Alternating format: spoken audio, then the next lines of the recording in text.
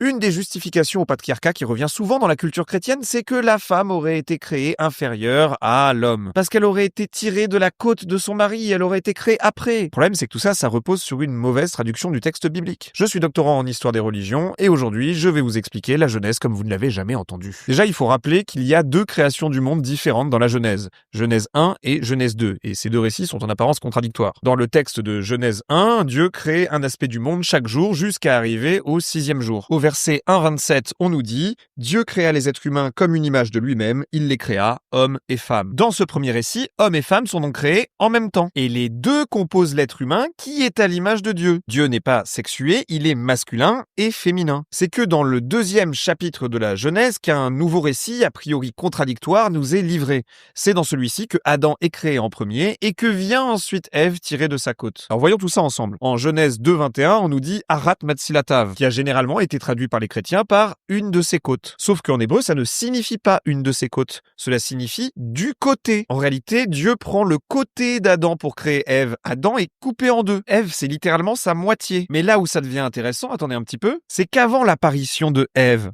Adam, ce n'est pas un prénom.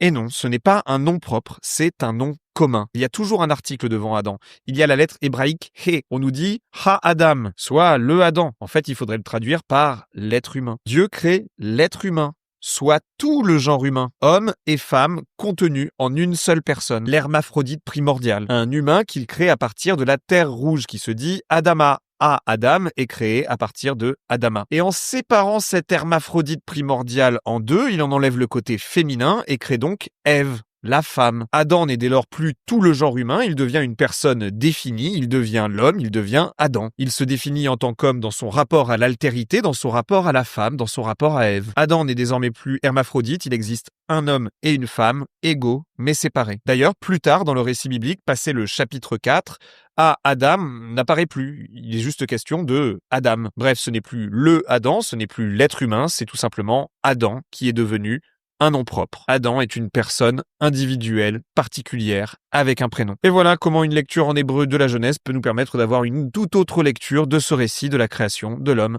et de la femme. Bref, j'espère que cette vidéo vous a intéressé. Si c'est le cas et si vous voulez plus d'informations sur l'histoire des religions, n'hésitez pas, abonnez-vous.